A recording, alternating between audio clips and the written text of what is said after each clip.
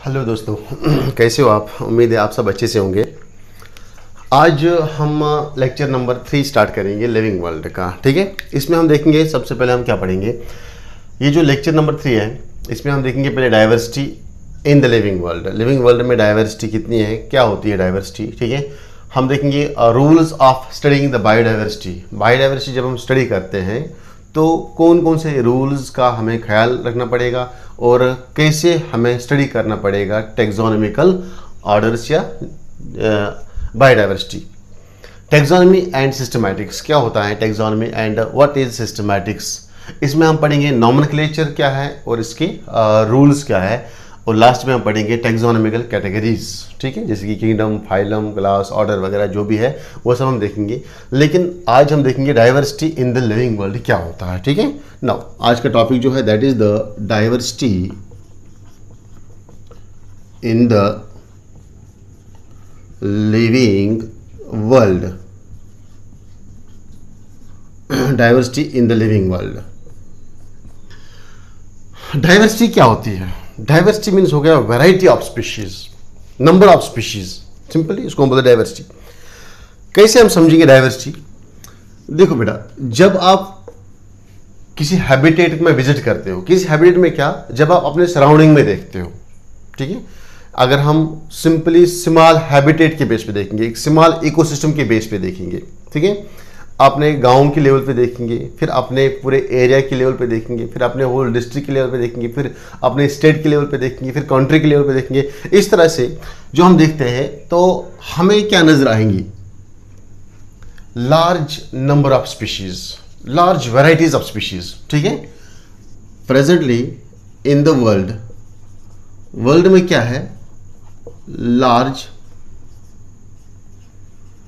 Number या simply variety of species. Species, ठीक है, स्पीशीज क्या है। स्पीशीज हो गया सिंपली ये एक ऐसा ग्रुप है ऑर्गेनिजम्स का जो आपस में इंटरब्रीड कर सकते हैं और उसके बाद अपने ही जैसा यंग वन प्रोड्यूस कर सकते हैं। ठीक है, जैसे कि एनिमल्स के अगर स्पीशीज की बात करेंगे, जैसे कि ह्यूमन की अलग स्पीशीज है। ठीक है, मंकीज की अलग स्पीशीज है, डॉग्स की अलग स्पीशीज है, फिशेस की अलग स्पीशीज है, प्लांट्स की अलग स्पीशीज है। और प्लांट्स में भी वैराइटीज ऑफ स्पीशीज आपको देखने मिलेंगे, जैसे कि एंजियोस्पर्म्स हैं, जिम्नोस्पर्म्स हैं, टेरिडोफाइटास हैं, ब्रायोफाइटास है। ठीक है, इस तरह से ये अलग अलग बहुत सारी स्पीशीज हैं। तो ये हो गया स्पीशी, एक पर्टिकुलर ग्रुप ऑफ ऑर्गेनिजम्स जो आपस में इंटरब्रीड कर सकते हैं और अपना जैसा यंग वन प्रोड्यूस कर सकता है, उसको हम बोलते हैं सिंपली स्पीशीज। तो अगर हम वर्ल्ड में देखेंगे लार्ज नंबर ऑफ या लार्ज वैरायटी ऑफ स्पीशीज आपको देखने को मिलेंगे, बहुत ही ज्यादा नंबर है उनका। ठीक है, कहा गया है अगर हम नंबर की बात करेंगे स्पीशीज का, तो ये नंबर जो है इट इज मोर देन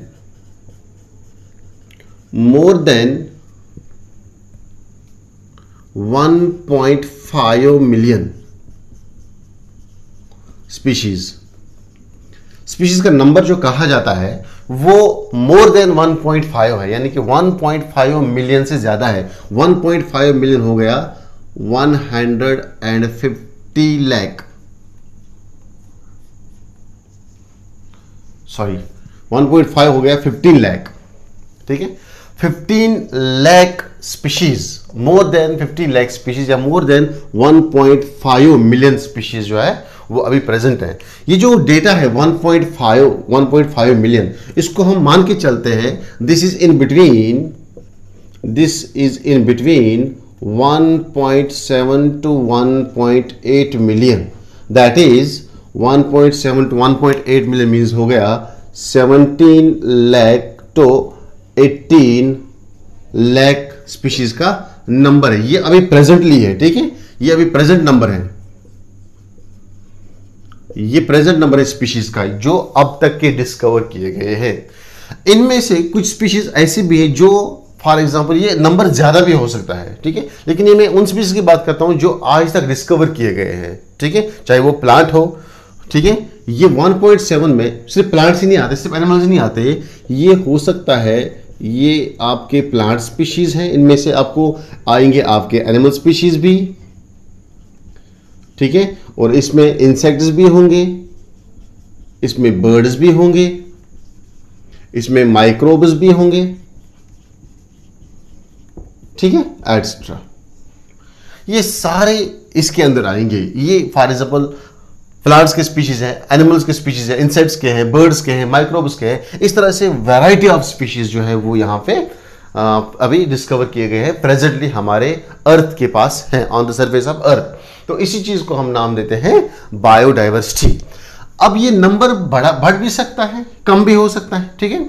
ये नंबर बढ़ सकता है कैसे? फॉर एग्जाम्पल मैं लिखूंगा द नंबर में इंक्रीज, द नंबर में इंक्रीज। ये नंबर बढ़ भी सकता है। कैसे बढ़ेगा? फॉर एग्जाम्पल मैं आपको एग्जाम्पल दूंगा। अगर मैं एरिया ऑफ रिसर्च, अगर मेरे पास एरिया ऑफ रिसर्च है, एरिया ऑफ रिसर्च मीन्स क्या हुआ? Area of research means simply कोई हैबिटेट है आपका, यानी कि एक हैबिटेट है, हैबिटेट ऑर्गेनिजम्स का, जहां पे आप स्पीशीज जो है उनका नंबर देखना चाहते हो, कितने नंबर है। ये हो सकता है कोई भी ग्रासलैंड, ये हो सकता है कोई भी इकोसिस्टम, चाहे वो मैराइन इकोसिस्टम होगा, चाहे वो टेरेस्ट्रियल इकोसिस्टम है, क्लियर, कोई भी इकोसिस्टम, इसको हम नाम देते हैं simply this is the area of research. Area of research, area of research जो है, अगर मैं इसका साइज बढ़ा दूंगा, if the size it will be increase, अगर मैं इस हैबिटेट जहां पे ये ऑर्गेनिज्म रहता है, जहां पे स्पीशीज रहते हैं, अगर मैं उनके हैबिटेट का, जहां पे उनका घर है, अगर मैं उस हैबिटेट का साइज बढ़ाऊंगा, if the size will increase, ठीक है, साइज बढ़ाने से क्या होगा? The number of species will increase, number बढ़ेगा, number of species will also increase, वो भी बढ़ेगा।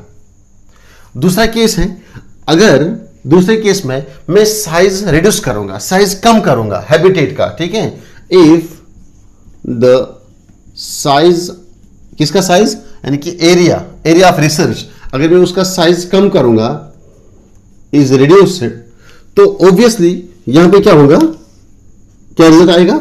यहां पे नंबर बढ़ा था, the number of species also gets decrease, number of species भी कम हो जाएंगे। अब आप बोलेंगे कैसे?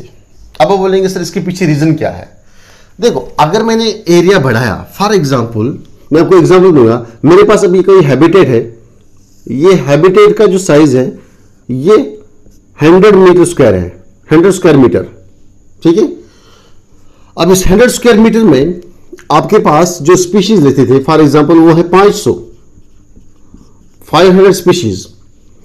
मैंने इसका साइज बढ़ाया, इसका साइज मैंने किया, अभी इसका साइज मैंने किया फॉर एग्जांपल 300 स्क्वायर फीट,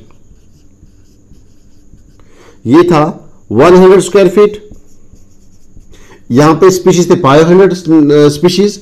जब मैंने इसका साइज बढ़ा दिया, यानी कि एरिया जो है, एरिया मैंने बढ़ा दिया, इंक्रीज किया, तो ऑब्वियसली जो नंबर ऑफ स्पीशीज होंगे दैट विल आल्सो इंक्रीज। यहां पे अगर 500 हैं, यहां पे 1700 स्पीशीज होंगे फॉर एग्जांपल। क्लियर हुआ पॉइंट? इस तरह से क्यों? क्योंकि जितना मैंने एरिया बढ़ाया, तो एरिया बढ़ने के साथ साथ यहां पे रिसोर्स भी बढ़ते हैं, ठीक है, जो इन ऑर्गेनिज्म को चाहिए जिंदा रहने के लिए, ठीक है, रिसोर्सेज इंक्रीज होते हैं, रिसोर्सेज इंक्रीज होते हैं। कैसे? जब मैंने एरिया बढ़ाया, जब मैंने साइज बढ़ाया, विल आल्सो इंक्रीज। रिसोर्सेज में आएगा इनका फूड, रिसोर्सेज में आएगा इनका हैबिटेट, क्लियर, रहने की जगह, जिसको हम बोलते हैं शेल्टर, सिंपली जिसको हम बोलते हैं शेल्टर। हाँ, इसमें आएगा, और क्या आएगा इसमें? इनका मैटिंग पार्टनर, वो सब इंक्रीज हो जाएंगे। यानी कि यहां पे जैसे ही रिसोर्स इंक्रीज हो जाएंगे, फूड इंक्रीज हो जाएगा, फूड की अवेलेबिलिटी अच्छी खासी रहेगी, तो ऑब्वियसली यहां पे जो रिप्रोडक्शन रेट है, reproduction rate will also increase. जब रिप्रोडक्शन रेट इंक्रीज हो जाएगा, ऑर्गेनिज्म में ज्यादा से ज्यादा रिप्रोडक्शन होगी, तो ऑफस्प्रिंग भी ज्यादा आएंगे, ऑफस्प्रिंग ज्यादा आएंगे तो स्पीशीज भी ज्यादा बनेंगे। कैसे? जैसे रिप्रोडक्शन ज्यादा हो गया, ठीक है, रिप्रोडक्शन जैसे ही ज्यादा होगा, आपको मालूम है कि रिप्रोडक्शन में वेरिएशन ज्यादा आती है। जिस रिप्रोडक्शन में वेरिएशन आएंगे, खासकर जब आप बात करते हैं सेक्चुअल रिप्रोडक्शन की, सेक्चुअल रिप्रोडक्शन में जितने ज्यादा वेरिएशन होंगे, तो वेरिएशन काज क्या करता है? इवोल्यूशन। इवोल्यूशन क्या होता है? Formation of new species. Reproduction ज्यादा इंक्रीज हुआ तो यहां पे स्पीशीज का फॉर्मेशन जो है वो इंक्रीज हो जाएगा। सिंपल सी बात है।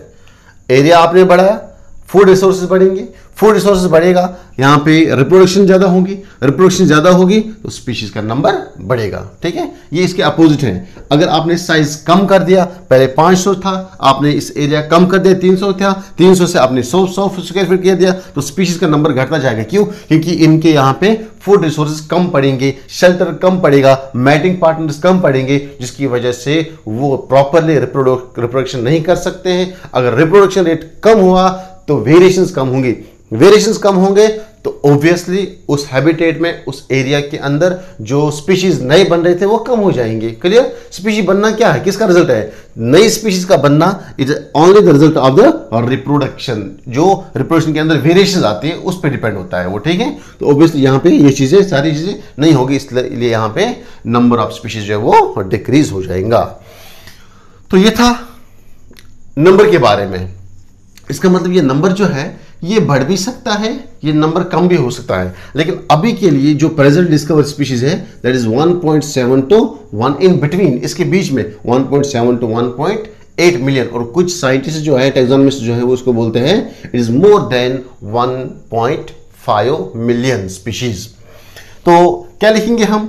अगर हम बात करेंगे डाइवर्सिटी की, तो मैंने बोला आपको ये डाइवर्सिटी जो है ये प्रॉपर्टी है। किसकी प्रॉपर्टी है? This is the property of our earth. जो हमारी मदर अर्थ है उसकी जो प्रॉपर्टी है उसको हम यहां पे बोलते हैं डाइवर्सिटी, और simply known as the biological diversity. तो मैं लिखूंगा यहां पे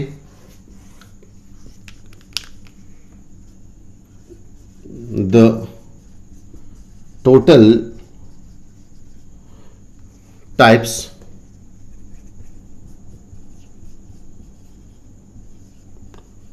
and their number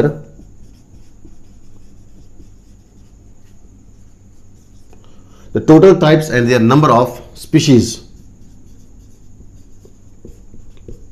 present on the surface of earth, present on the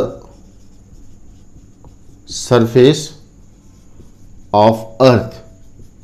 जितने भी अर्थ के सरफेस पे नंबर ऑफ स्पीशीज प्रेजेंट हैं और उनके टोटल टाइप्स, ठीक है, वो सब कहलाएगा आपका बायोडाइवर्सिटी। वो सब कहलाएगा आपका बायोडाइवर्सिटी, क्योंकि ये लिविंग डाइवर्सिटी है। ठीक है, और simply known as the biological diversity. तो यहां हमने पहले ही बोला वैरायटी ऑफ ऑर्गेनिजम्स। ठीक है, डाइवर्सिटी मीन्स हो गया वैरायटी ऑफ ऑर्गेनिजम्स।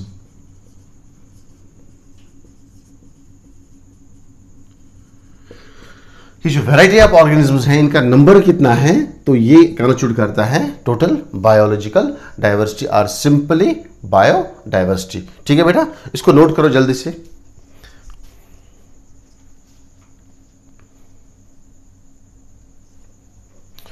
तो अगर हम हैबिटेट की बात करेंगे यहां पे, ठीक है, ये देखो, अगर फॉर एग्जांपल मेरे पास, मैं आपको एग्जांपल दूंगा, अगर मेरे पास लार्जर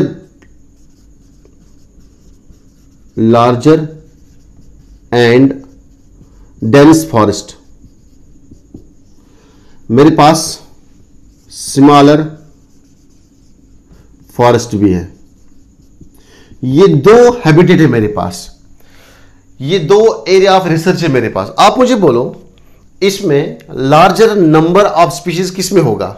ऑब्वियसली बात है यहां पे लार्जर एंड डेंस फॉरेस्ट जो होगा, डेंस मीन्स जिसमें वेजिटेशन बहुत ज्यादा होगी, जिसमें प्लांट्स ज्यादा होंगे, जिसमें उनके स्पीशीज, उनके वेराइटीज ज्यादा होंगे, तो ऑब्वियसली बात करेंगे हम यहां पे यहां पे इस वाले हैबिटेट में स्पीशीज का नंबर ज्यादा होगा, ठीक है। मोर नंबर ऑफ स्पीशीज, वैराइटीज भी ज्यादा होंगे, टाइप्स भी ज्यादा होंगे। यहां पे क्या होगा, लेस नंबर ऑफ स्पीशीज, यानी कि इसको हम बोल सकते हैं this habitat is more diverse while as this one is less diverse. ठीक है ना, समझ आ गया बेटा आपको, शाबाश। दूसरी एग्जांपल मैं आपको बताऊंगा।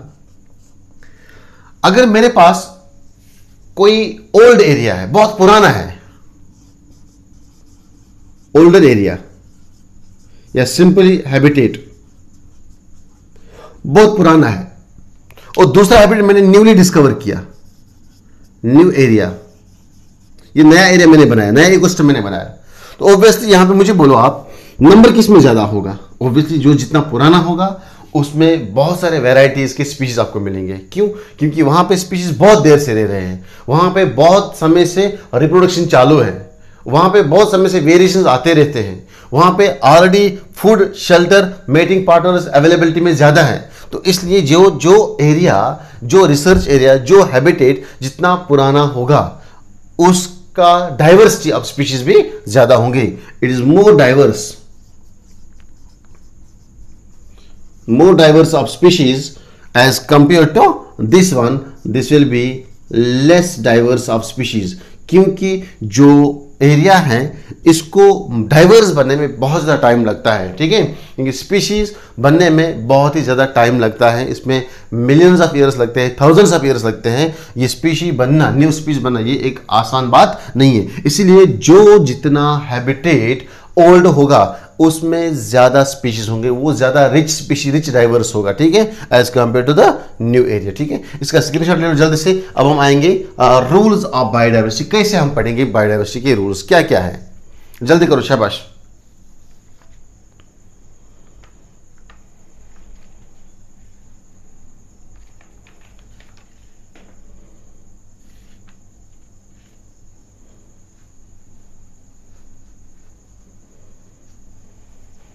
हो गया, चलो शाबाश।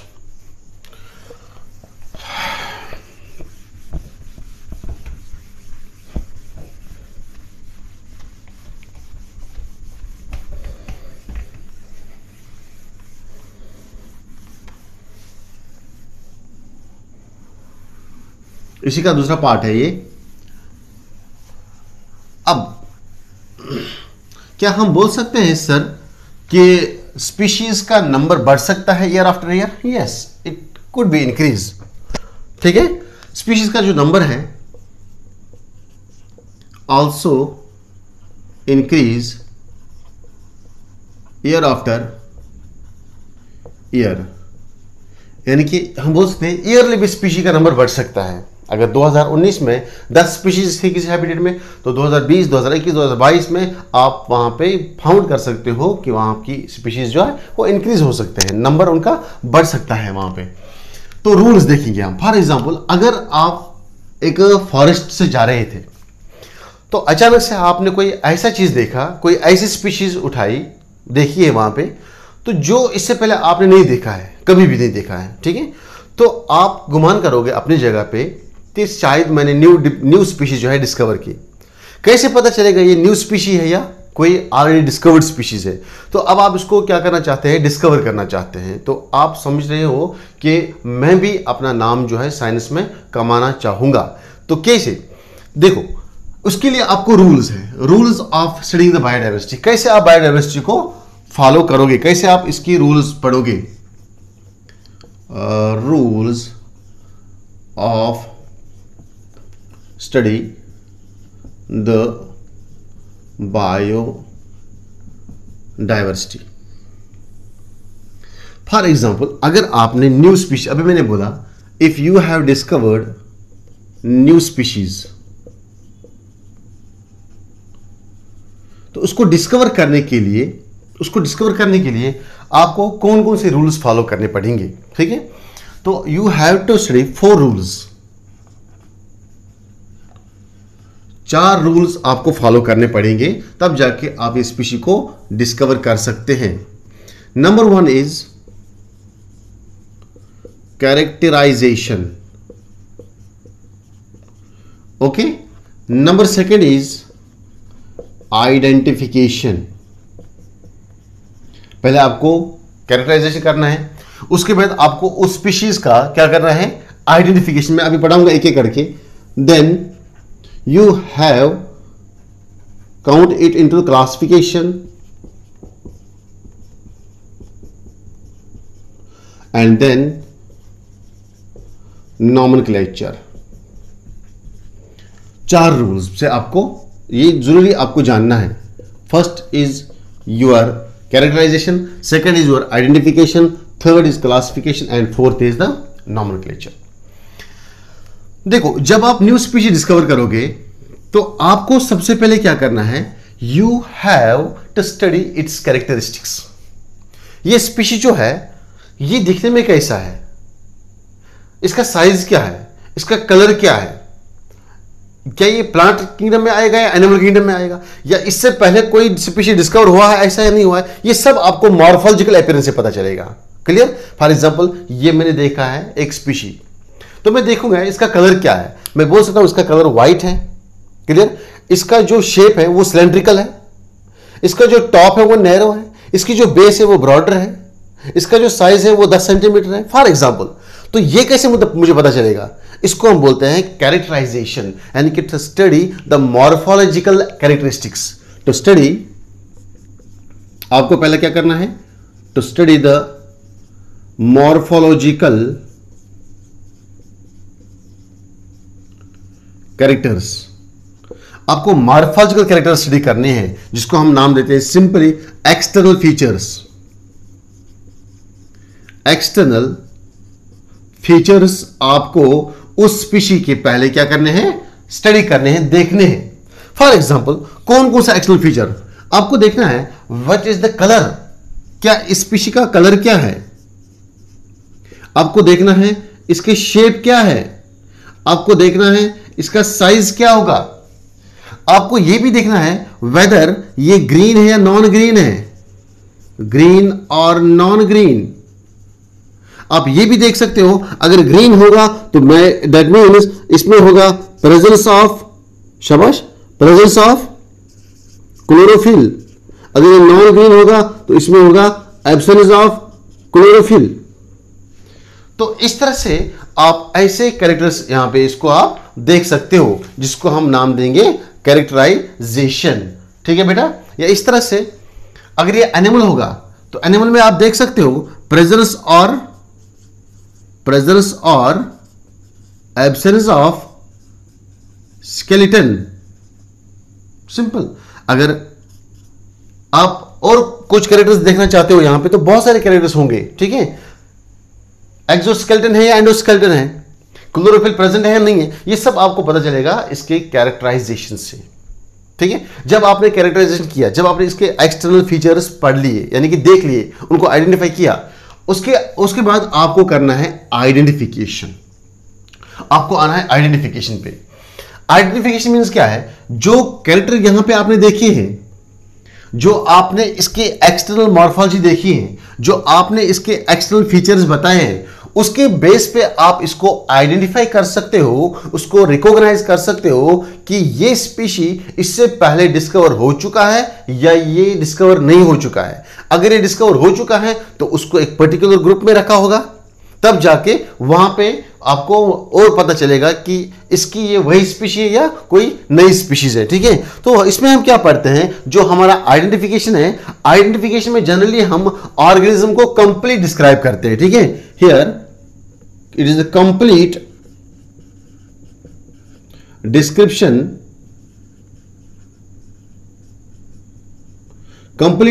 Of an organism.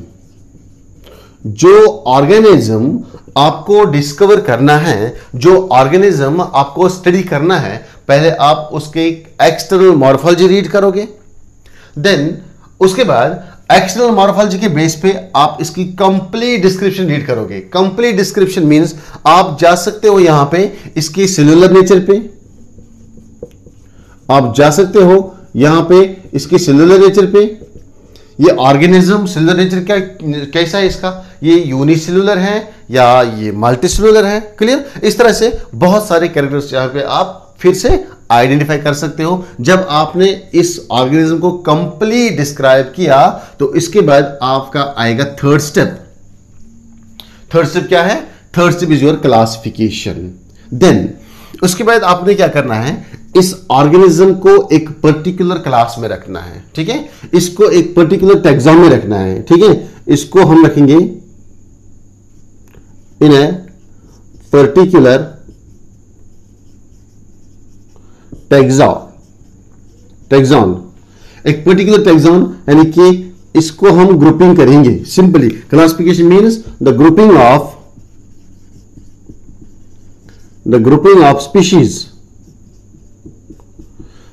Grouping of species किस बेस पे? ऑन द बेसिस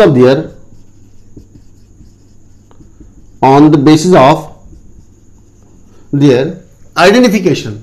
जो आपने आइडेंटिफाई किया, जो आपने कैरेक्टराइजेशन किया, इन दो कैरेक्टर के बेस पे, इन दो रूल्स के बेस पे आप इसको क्लासिफाई कर सकते हो। On the basis of their identification.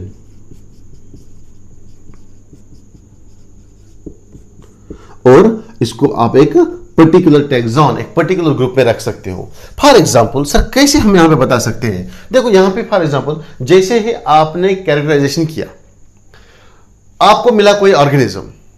ये ऑर्गेनिज्म सबसे पहले नॉन ग्रीन था। आपने बाहर से देखा ये ग्रीन नहीं था, ये कोई और कलर था। अगर ये नॉन ग्रीन था, दैट मीन्स इसके अंदर क्लोरोफिल एब्सेंट है। Chlorophyll is absent. अगर क्लोरोफिल एब्सेंट होगा तो इसको आप रख सकते हो एनिमल किंगडम में। हो गया आपका एक क्लासिफिकेशन, एक टैक्सॉन। क्लियर? फिर आप जब आपने एनिमल किंगडम में इसको रखा है, क्लासिफाई किया है, इसके बाद आपने इसको, जो आपके पास फाइलाज है, अगर इसमें वर्टिबल कॉलम है तो उसमें रखेंगे, इसको कोऑर्डिनेट में रखेंगे। अगर इसमें वर्टिबल कॉलम नहीं है, इसको हम नॉन कोऑर्डिनेट्स में रखेंगे। इसके बाद जब आप इसको कोऑर्डिनेट्स में रखेंगे, फॉर एग्जांपल इसमें वर्टिबल कॉलम होगा तो कोऑर्डिनेट्स में रखेंगे। फिर आपको इसमें देखना है क्लासेस, कौन से क्लास के साथ रिजेंबल करता है। आपके पास ऑलरेडी जो डिस्कवर्ड क्लासेस हैं, ठीक है, चाहे ये पाइसेस में रखना है, ठीक है, ये एम्फीबियंस में रखना है, ये मैमल में है या ये बर्ड में है, इस तरह से इनको हम ऐसे यहां पे क्लासिफाई कर सकते हैं based on the identification, based on the characterization. ये आपने यहां पे कैरेक्टराइजेशन किया, क्लोरोफिल एब्सेंट था, फिर आपने आइडेंटिफिकेशन किया। आइडेंटिफिकेशन कैसे आपने किया? फॉर एग्जाम्पल ये फोटोसिंथेसिस नहीं करता है, फोटोसिंथेसिस नहीं करेगा तो इसको रखो एनिमल किंगडम में। इसको आप बोल सकते हो हेटेरोट्रॉप, फॉर एग्जाम्पल। क्लियर? तो ये हो गया आपका क्लासिफिकेशन। तो एक पर्टिकुलर अपने ग्रुप में रखना है। देन लास्ट कैरेक्टर जो आपने पढ़ना है regarding this species, that is the nomenclature, most important. Nomenclature means to give a standard name.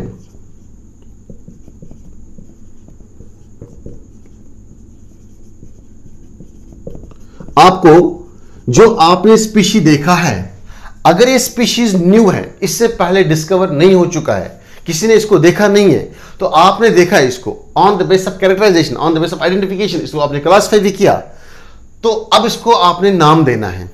नाम कैसे देंगे? अगर ये ऑर्गेनिज्म न्यूली है, क्लियर, इसको किसी भी किंगडम के साथ, फॉर एग्जाम्पल ये कोई नया है, न ही ये प्लांट है, न ये एनिमल है, और न ही ये प्रोटिस्टा है, न ये फंजे हैं, न ये मोनेरा है, तो ये इसके कैरेक्टर किसी के साथ नहीं मिल रहे हैं, तो आप यहां पे इसको रख सकते हो न्यू किंगडम में, नया किंगडम बना सकते हैं आप। अगर आप किंगडम मिलता है, मैच होता है, तो आप नया क्लास बना सकते हो, आप नया फाइलम बना सकते हो, लेकिन बेस्ड होना चाहिए वो इसके कैरेक्टर्स। वो कैरेक्टर्स जो है, अगर वो किसी ग्रुप के साथ रिजेंबल नहीं होगी, अगर वो कैरेक्टर, वो आइडेंटिफिकेशंस किसी ग्रुप के साथ मिले जुले नहीं हो, तब जाके उस केस में आप नया ग्रुप बना सकते हो, नया टैक्सॉन बना सकते हो और उसको उस टैक्सॉन में रख सकते हो। ठीक है, लेकिन मेजॉरिटी ऑफ द जो नए डिस्कवरी ऑफ स्पीशीज होती हैं, उनके मोस्ट ऑफ द कैरेक्टर्स जो है वो मैच होते हैं ऑलरेडी जो हमारे पास टैक्सॉन है उनके साथ। ठीक है, जैसे कि किंगडम है, फाइलम है, ऑर्डर है, क्लास है वगैरह, जीनस, ये सब। तो इसके बाद हम क्या करते हैं, नेम देते हैं। अगर ये ऑर्गेनिज्म न्यू है तो इसको हम एक स्टैंडर्ड नेम देंगे। स्टैंडर्ड नेम मीन्स ये नाम होना चाहिए यूनिवर्सली एक्सेप्टेड। क्लियर, ये नाम होना चाहिए universally accepted, universally accepted name to give a standard name to a species. एक ऑर्गेनिज्म को, एक स्पीशी को एक स्टैंडर्ड नेम देना। स्टैंडर्ड नेम मीन्स ये नाम जो है ये होना चाहिए यूनिवर्सली एक्सेप्टेड, यानी कि ये पूरे वर्ल्ड में एक ही नाम होना चाहिए। ये नहीं कि हमने इंडिया में इसका कुछ एक और नाम दिया जाएगा, बांग्लादेश में इसका दूसरा नाम दिया जाएगा, ठीक है, इंग्लैंड में इसका तीसरा नाम दिया जाएगा, जर्मनी में एक कोई और नाम दिया जाएगा इसका, नहीं। ये जो है ये यूनिवर्सली एक्सेप्टेड होना चाहिए, जिसको हम बोलते हैं साइंटिफिक नेम, जिसको हम बोलते हैं scientific name. To give a standard name is known as the nomenclature, but the nomenclature, the name should be scientific one. इसको ये एक्सेप्टेड होना चाहिए।